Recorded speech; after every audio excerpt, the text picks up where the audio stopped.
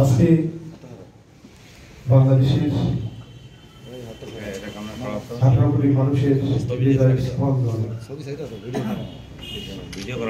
Mother of democracy, আমাদের দেশ নেত্রী বেগম খালেদা জিয়া।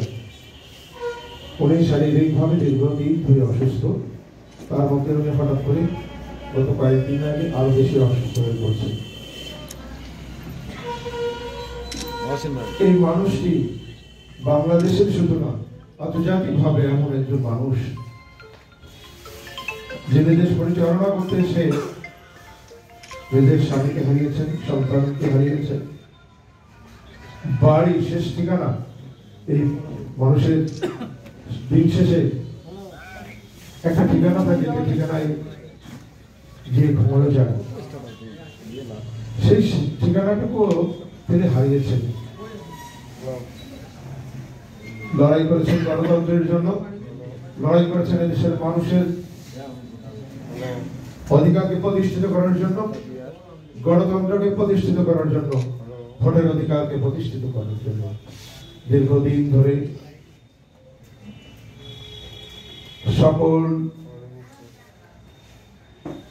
ত্যাগ তিতিক্ষা স্বীকার করে শত অত্যাচার, নির্যাতন এবং সর্বোপরি জেল মেনে নিয়ে এই দেশের মানুষের সঙ্গে ছিলেন, আছে, এটা তিনি আবারও প্রমাণ করেছেন। তিনি বারবার অনেক অত্যাচার, নির্যাতনের শিকার হয়েছেন, জুলুমের শিকার হয়েছেন, কিন্তু তারপরে দেশ ছেড়ে যাননি। কারণ উনি বারবার বলেছিলেন যে দেশের বাইরে আমার কোনো ঠিকানা নাই।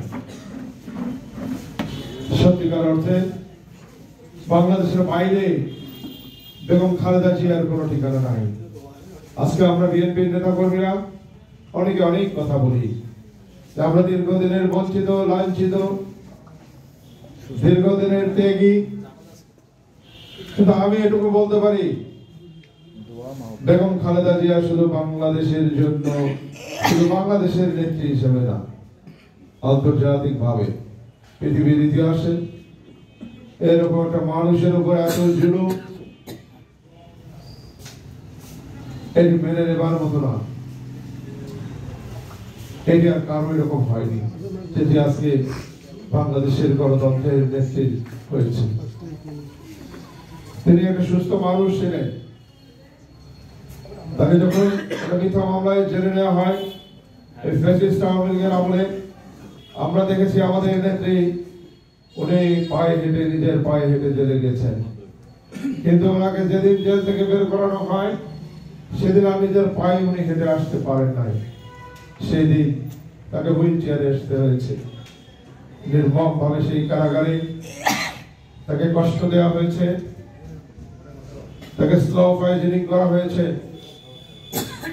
এবং আজকে তাকে অনেক কষ্ট করতে হচ্ছে শুধু দেশের জন্য, দেশের মানুষের জন্য কাজ করতে গিয়ে।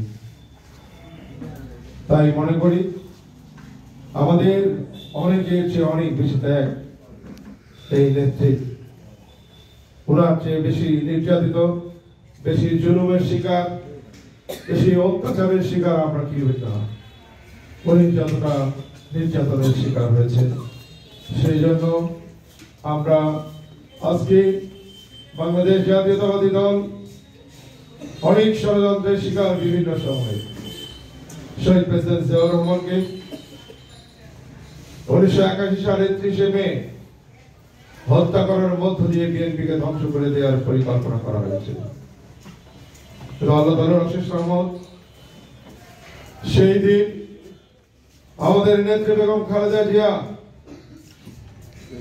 ঘর ছেড়ে বের হয়ে এসে এই দলের দায়িত্ব নিজের কাঁধে তুলে নিয়েছেন, এবং অনেক কষ্ট করে সততা নিষ্ঠার সঙ্গে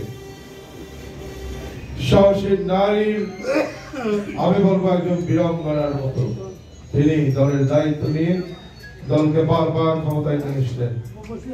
এবং আজকে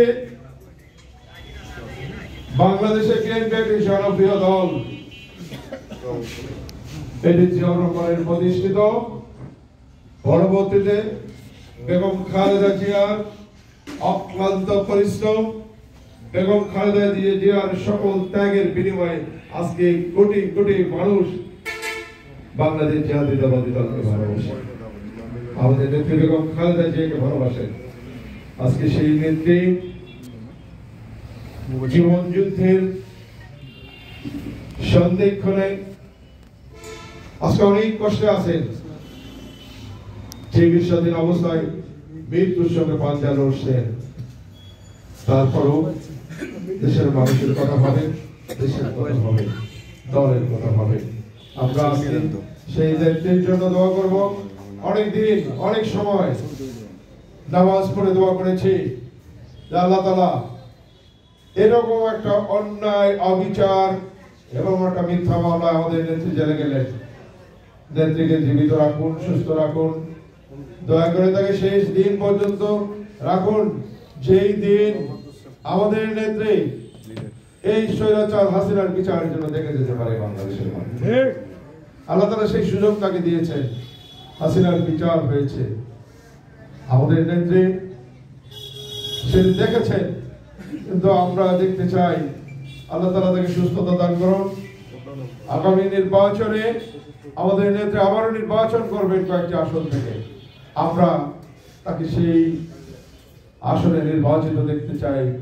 আগামী দিনে আবার বিএনপি নেতৃত্ব ফিরে দিবেন, এটি যেন মহান আল্লাহ তাআলা তাকে এই কাজের জন্য আবারও নির্ধারণ করেন, আবারও যেন তিনি ফিরে এসে দায়িত্ব পালন করতে পারেন। আল্লাহ যেন তাকে সেই তৌফিক দান করেন। সবাই বলে আমিন। আজকে